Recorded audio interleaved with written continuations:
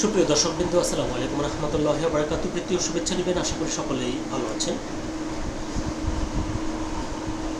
সরকারের সেতুমন্ত্রী শেখ রবিউল আলম আজকে পটুয়াখালীর বাউফলে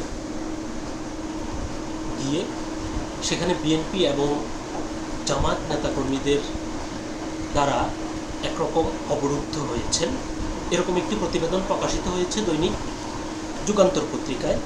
তো আসলে সেখানে কি হয়েছে, কেন সেতুমন্ত্রীকে অবরুদ্ধ করা হলো, চলুন আমরা প্রতিবেদনটি বিস্তারিত জেনে নেই। খবরটি বলছে যে পটুয়াখালীর বাউফলে জনগুরুত্বপূর্ণ একটি সেতু নির্মাণের সম্ভাব্যতা যাচাই করতে গিয়ে বিএনপি ও জামায়াত নেতাকর্মীদের কাছে অবরুদ্ধ হয়ে পড়েন সড়ক পরিবহন ও সেতুমন্ত্রী শেখ রবিউল আলম। মঙ্গলবার দুপুরে উপজেলার বগা ফেরিঘাট এলাকায় এই ঘটনা ঘটেছে। দুই পক্ষের মুখোমুখি অবস্থানের কারণে প্রায় 1 ঘন্টা অবরুদ্ধ থাকার পর পুলিশের সহায়তায় ঘটনাস্থল ত্যাগ করেন মন্ত্রী।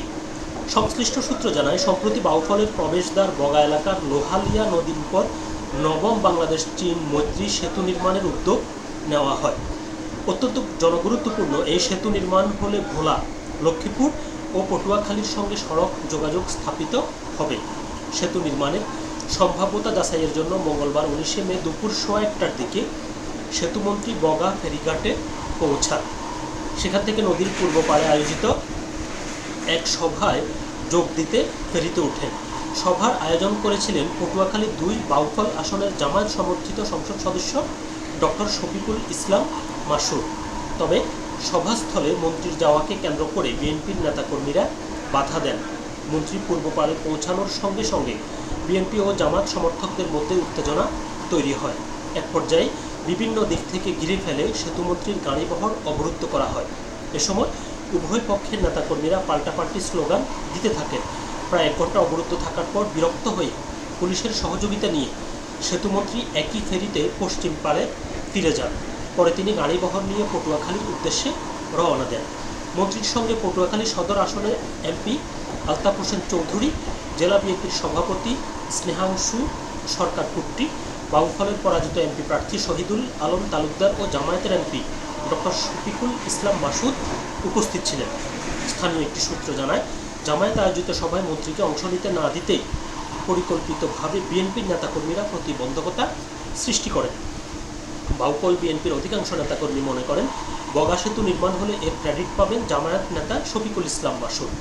বিষয়টা কিন্তু খেয়াল করবেন যে ক্রেডিট কে পাবে একটা রাজনৈতিক দলের কাছে, সেটা মুখ্য হয়ে গেছে, কিন্তু এটি যে ওই এলাকার জনগণের জন্য খুবই গুরুত্বপূর্ণ সেটি গৌণ হয়ে গেছে। তাই যে কোনো মূল্যে এই সেতু নির্মাণ হতে দেওয়া হবে না। এ কারণেই মন্ত্রীকে সভা মঞ্চে উঠতে দেওয়া হয়নি। আর মন্ত্রী চলে যাওয়ার পর অধিকাংশ সাধারণ মানুষ মনে করছেন সহসাই হচ্ছে না বগা সেতু। বিএনপি জামায়াতের রেশারেশিতে সেতু নির্মাণের স্বপ্নই থেকে যাবে। তবে বিষয়টি অস্বীকার করে পটুয়াখালী মহিলা দলের সদস্য নাজমুন নাহার নাজু বলেন, সেতু নির্মাণ হলে সুবিধা জনগণের, আর জনগণের কল্যাণের জন্য অতি দ্রুততম সময়ের মধ্যে সেতুটি নির্মাণ করবেন প্রধানমন্ত্রী তারেক রহমান। এখানে জামায়াতের কোনো সংশ্লিষ্টতা নেই। এদিকে অবরুদ্ধ থাকার বিষয়ে সাংবাদিকদের সঙ্গে কোনো কথা বলেননি সেতুমন্ত্রী শেখ রবিউল আলম। জেলা বিএনপি শীর্ষ নেতারাও গণমাধ্যমে কথা বলতে রাজি হননি।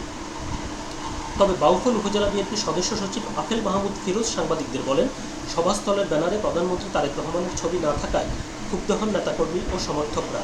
তাই সভামঞ্চে না যাওয়ার জন্য সেতুমন্ত্রীকে অবরুদ্ধ করেন তারা। তো প্রতিবেদনটি এ পর্যন্তই ছিল। এখন যেটি বলতে হয় সেটি হলো যে এটি তো বিএনপির দলীয় কোনো সভা ছিল না যে এখানে প্রধানমন্ত্রী তারেক রহমানের ছবি দিতে হবে।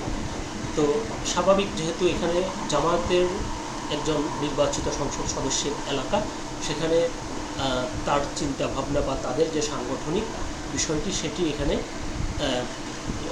প্রকাশিত থাকবে। বিএনপিকে তো সেটি মেনে নিতে হবে। সবচেয়ে বড় কথা হচ্ছে যে সেতুটি প্রয়োজন। সেতুটি হলে এখানে যে এলাকাগুলোর কথা বলা হয়েছে এবং সেখানকার স্থানীয় জনগণের জন্য এটি অনেক ভালো হবে, যোগাযোগ ব্যবস্থার অনেক উন্নতি সাধিত হবে। সেই বিষয়টি গুরুত্ব দেওয়া উচিত ছিল স্থানীয় বিএনপি এবং জামাত নেতাকর্মীদের। তো এখানে জামাতের সেরকম কোনো দোষ আমি দেখছি না। মূলত বলতে গেলে প্রতিহিংসা পরায়ণ হয়ে বিএনপির নেতাকর্মীরা এই কাজটি সেখানে করেছেন। এটি একেবারে অনাকাঙ্ক্ষিত এবং এই ধরনের পরিস্থিতিতে সামনে যেন আর কখনো কোনো মন্ত্রীকে করতে না হয় এই প্রত্যাশা থাকবে আমাদের। কারণ উন্নয়ন স্থানীয় জনগণের এটি অধিকার এবং এরকম প্রতিহিংসা পরায়ণ রেষারেষিতে যাতে স্থানীয় মানুষ উন্নয়ন থেকে কোনোভাবেই বঞ্চিত না হয়। সকলে ভালো থাকবেন, সুস্থ থাকবেন।